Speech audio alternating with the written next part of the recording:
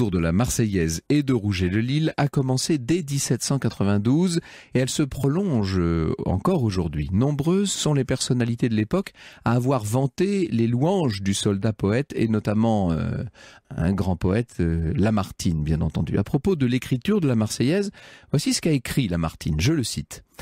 Il y avait alors un jeune officier d'artillerie en garnison à Strasbourg, son nom était Rouget de Lille, il était né à Lons-le-Saunier, dans le Jura, pays de rêverie et d'énergie. Le jeune homme aimait la guerre comme soldat, la révolution comme penseur, il charmait par les vers et la musique les lenteurs impatientes de la garnison. Recherché pour son double talent de musicien et de poète, il fréquentait familièrement la maison Dietrich, patriote alsacien, maire de Strasbourg. La femme et les jeunes filles de Dietrich partageaient l'enthousiasme du patriotisme et de la révolution qui palpitaient surtout aux frontières, comme les crispations du corps menacé sont plus sensibles aux extrémités. Elles aimaient le jeune officier, elles inspiraient son cœur, sa poésie, sa musique, elles exécutaient les premières, ses pensées à peine écloses, confidentes des battements de son génie. C'était dans l'hiver 1792, nous dit-il. La disette régnait à Strasbourg. La maison Dietrich était pauvre, sa table frugale mais hospitalière pour Rouget de Lille. Le jeune officier s'y asseyait le soir et le matin comme un fils ou un frère de la famille. Un jour qu'il n'y avait eu que du pain de munitions et quelques tranches de jambon froid sur la table, Dietrich regarda de Lille avec une sérénité triste et lui dit « L'abondance manque à nos festins ». Mais n'importe si l'enthousiasme ne manque pas à nos fêtes civiques et le courage au cœur de nos soldats. Je ne suis pas persuadé qu'il se soit exprimé de cette manière, mais enfin ça c'est Lamartine qui le fait parler comme ça. J'ai encore une dernière bouteille de vin dans mon cellier, qu'on l'apporte, dit-il à une de ses filles, et buvons-la à la patrie. Strasbourg doit avoir bientôt une cérémonie patriotique, il faut que de Lille puise dans ses dernières gouttes un de ces hymnes qui portent dans l'âme du peuple l'ivresse d'où il a jailli. Les jeunes filles applaudirent et apportèrent le vin, nous dit Lamartine, remplirent le verre de leur vieux père et du jeune officier jusqu'à ce que la liqueur fût épuisée. Il était minuit, la nuit était froide, de Lille était rêveur, son cœur était ému, sa tête échauffée. Le froid le saisit. Il rentra chancelant dans sa chambre solitaire, chercha lentement l'inspiration, tantôt dans les palpitations de son âme de citoyen, tantôt sur le clavier de son instrument d'artiste, composant tantôt l'air avant les paroles avant l'air, et les associant tellement dans sa pensée qu'il ne pouvait savoir lui-même lequel de la note ou du vers était né le premier, et qu'il n'était impossible de séparer la poésie de la musique et le sentiment de l'expression. Il chantait et n'écrivait rien. Accablé de cette inspiration sublime, il s'endormit la tête sur son instrument et ne se réveilla qu'au jour. Les chants de la nuit lui remontèrent avec peine dans la mémoire comme les impressions d'un rêve. Il les écrivit, les nota et courut chez Dietrich. Il le trouva dans son jardin, bêchant de ses propres mains ses laitues d'hiver. La femme et les filles du vieux patriote n'étaient pas encore levées. Dietrich les éveilla, il appela quelques amis, tous passionnés comme lui pour la musique et capables d'exécuter la composition de Lille. La fille aînée de Dietrich accompagnait, Rouget chanta. À la première strophe, les visages pâlirent, à la seconde, les larmes coulèrent, aux dernières, le délire de l'enthousiasme éclata, la femme de Dietrich, ses filles, le père, le jeune officier se jetèrent en pleurant dans les bras les uns des autres, l'hymne de la patrie était trouvé. Eh bien voilà ce qui s'appelle écrire la légende d'un hymne, voilà ce que Lamartine nous raconte. On a voulu retenir de ce récit, bien entendu, qui a contribué à fixer cette légende autour de Rouget de Lille, mais ce qu'il faut dire, c'est qu'assez vite, la version de Lamartine a été contredite, y compris par les descendants de la fameuse famille Dietrich. De nombreux compositeurs ou critiques ont cherché à attribuer la musique de la Marseillaise à un autre auteur. Le seul cas indécidable, selon Frédéric Robert, serait celui de l'introduction d'Esther, un oratorio de Jean-Baptiste Grison, contredisant l'avis de Constant Pierre, pour qui Esther est postérieure à la Marseillaise. Toutefois, Robert constate que dès 1786, je cite, « des accents, des rythmes, des figures mélodiques annoncent la Marseillaise ». On trouve l'ébauche de la mélodie de la Marseillaise dans le concerto pour piano et orchestre numéro 25 de Mozart. Ah oui, et ce concerto il a été composé par Mozart en 1786. Or, les 12 premières notes de l'hymne sont jouées au piano par la main gauche à la fin du premier mouvement Allegro maestoso. Jean-Gabriel Prodhomme retrouve quant à lui les 15e et 16e mesures de la Marseillaise dans les mesures 7 et 8 du chant du 14 juillet de François-Joseph Gossec. Or, le chant du 14 juillet en question, il est composé en 1791. Donc, si Mozart a composé en 86 et Gossec en 91 des parties de la Marseillaise, vous avouerez que ça commence à poser problème. Bientôt, la belle légende de Lamartine va avoir un peu de plomb dans l'aile. Un autre compositeur va revendiquer la paternité de la Marseillaise, c'est Alexandre Boucher. Alors qu'il était âgé de 89 ans, il envoya le 2 juin 1859 une lettre adressée à Jules Lecomte, qui était chroniqueur au Courrier de Paris, dans l'hebdomadaire Le Monde Illustré, qu'il a publia. Voici ce que nous en dit Paul Jodoche dans un article de 65 qui s'intitule « La Marseillaise, Rouget de Lille ou Alexandre Boucher ». Je cite. Dans sa missive, Boucher commence par expliquer les raisons pour lesquelles il avait attendu 67 ans avant de revendiquer la paternité de ce chant primitif. Mon père, lorsqu'il en entendit les paroles terribles, dit-il, m'ordonna dans mon propre intérêt de n'en parler à personne jusqu'à ce que je n'ai plus besoin de mon talent musical dans les cours d'Europe où ce chant, confondu avec de foudroyantes paroles, me priverait d'y être jamais admis. Je n'en parle actuellement que parce que je n'ai plus rien à espérer d'aucune cour. Un nonagénaire ne compte presque plus en ce très bas monde.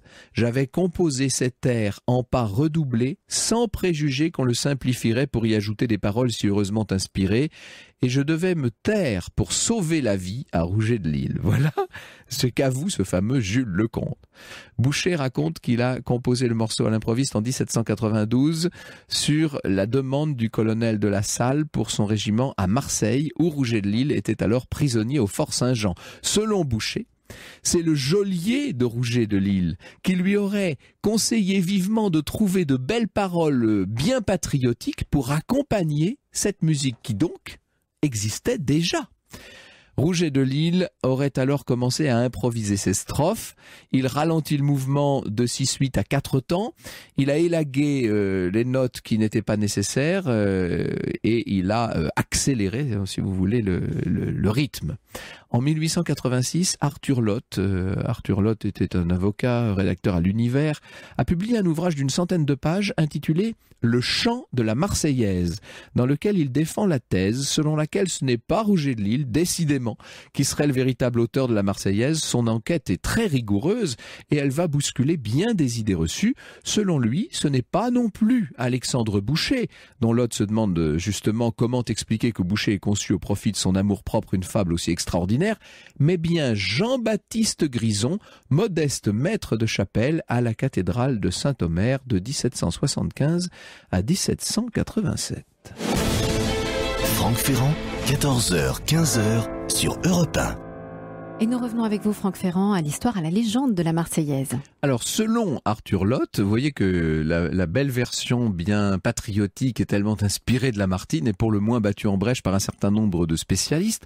Selon Arthur Lotte, la famille Dietrich aurait effectivement demandé à Rouget de Lille de composer un air pour lui. Il n'est pour ainsi dire dans les idées de la Marseillaise qui appartiennent en propre à Rouget de Lille. Arthur Lotte écrit: il fallait un chant de circonstance.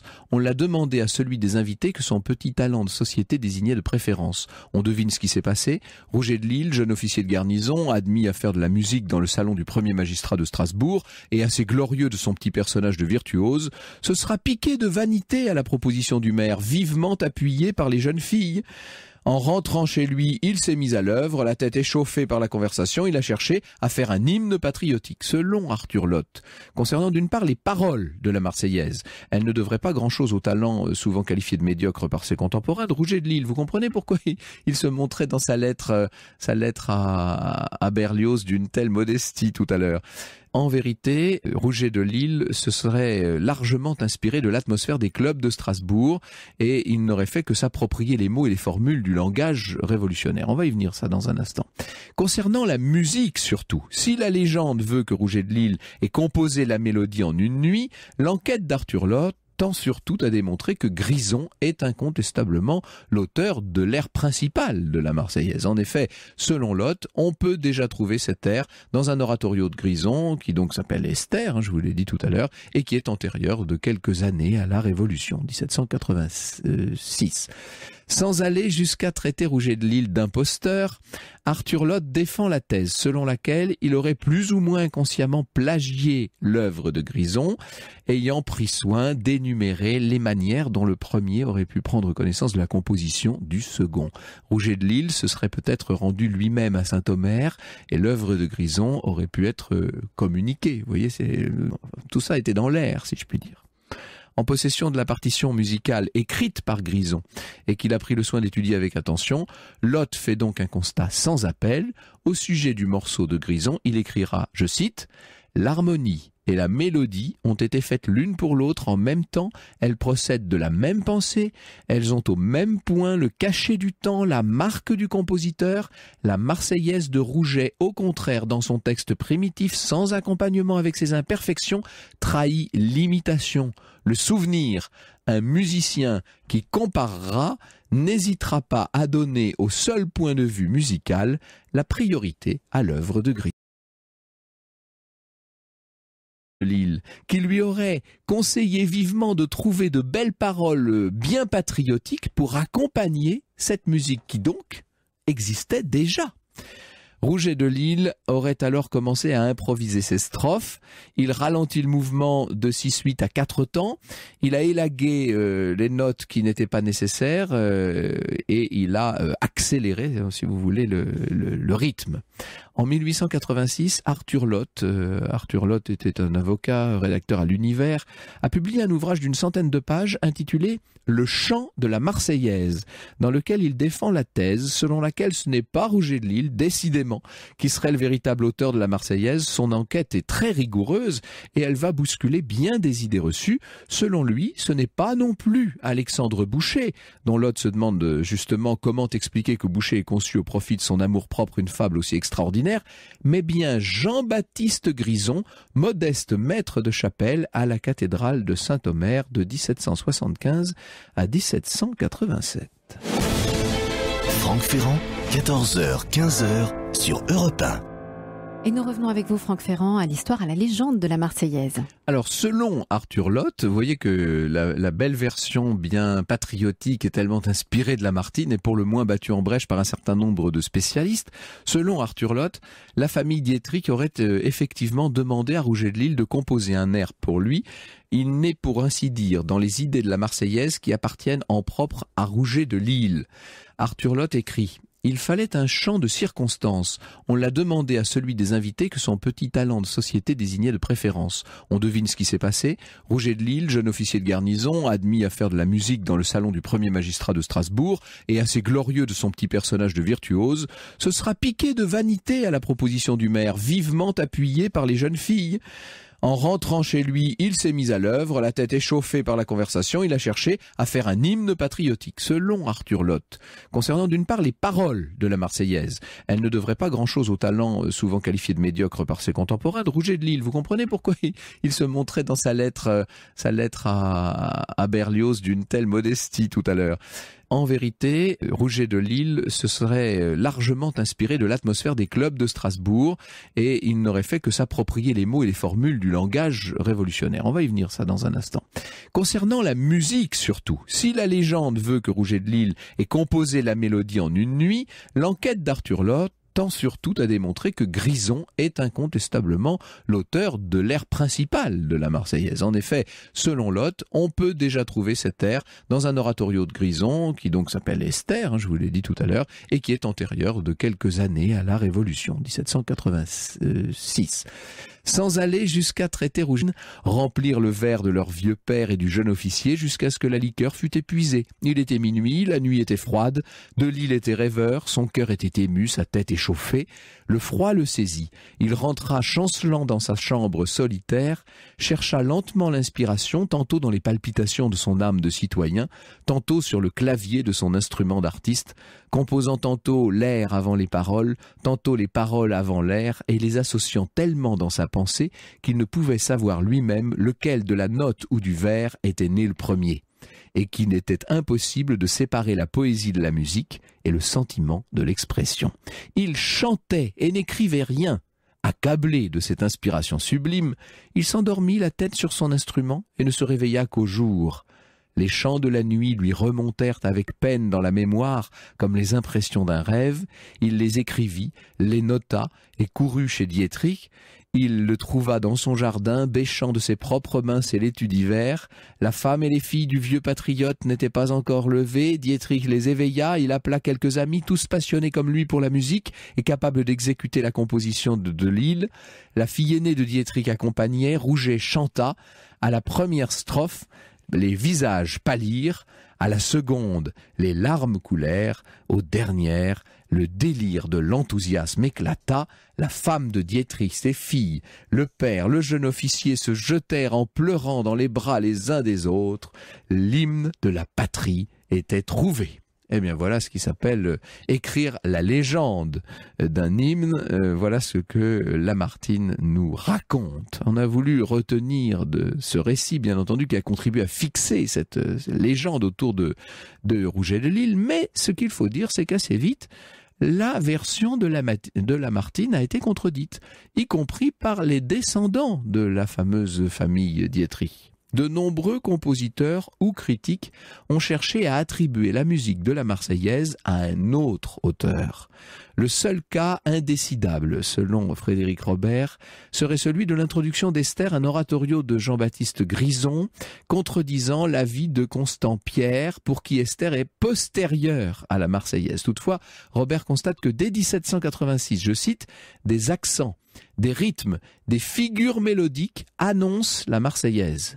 On trouve l'ébauche de la mélodie de la Marseillaise dans le concerto pour piano et orchestre numéro 25 de Mozart. Ah oui, et ce concerto, il a été composé par Mozart en 1786. Or, les 12 premières notes de l'hymne sont jouées au piano par la main gauche à la fin du premier mouvement Allegro maestoso. Jean-Gabriel Prodhomme retrouve quant à lui les 15e et 16e mesures de la Marseillaise dans les mesures 7 et 8 du chant du canto, dans les palpitations de son âme de citoyen, tantôt sur le clavier de son instrument d'artiste, composant tantôt l'air avant les paroles avant l'air, et les associant tellement dans sa pensée qu'il ne pouvait savoir lui-même lequel de la note ou du vers était né le premier, et qu'il n'était impossible de séparer la poésie de la musique et le sentiment de l'expression. Il chantait et n'écrivait rien. Accablé de cette inspiration sublime, il s'endormit la tête sur son instrument et ne se réveilla qu'au jour. Les chants de la nuit lui remontèrent avec peine dans la mémoire comme les impressions d'un rêve. Il les écrivit, les nota et courut chez Dietrich. Il le trouva dans son jardin, bêchant de ses propres mains ses laitues d'hiver.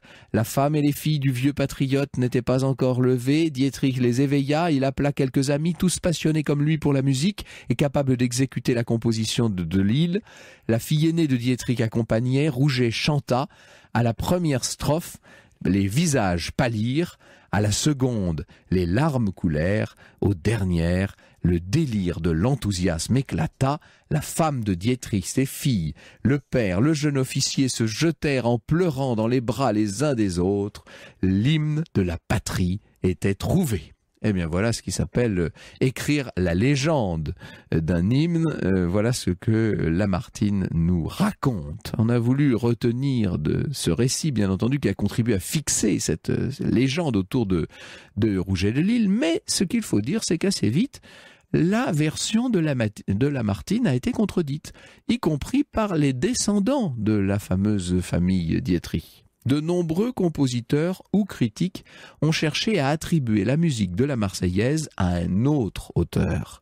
Le seul cas indécidable, selon Frédéric Robert, serait celui de l'introduction d'Esther, un oratorio de Jean-Baptiste Grison, contredisant l'avis de Constant Pierre, pour qui Esther est postérieure à la Marseillaise. Toutefois, Robert constate que dès 1786, je cite, « des accents, des rythmes, des figures mélodiques annoncent la Marseillaise ». On trouve l'ébauche de la mélodie de la Marseillaise dans le concerto pour piano et orchestre numéro 25 de Mozart. Ah oui, et ce concerto, il a été composé par Mozart en 1786.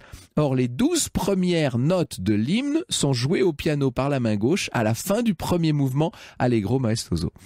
Jean-Gabriel Prodhomme retrouve quant à lui les 15e et 16e mesures de la Marseillaise dans les mesures 7 et 8 du chant du 14 juillet de François-Joseph Gossec.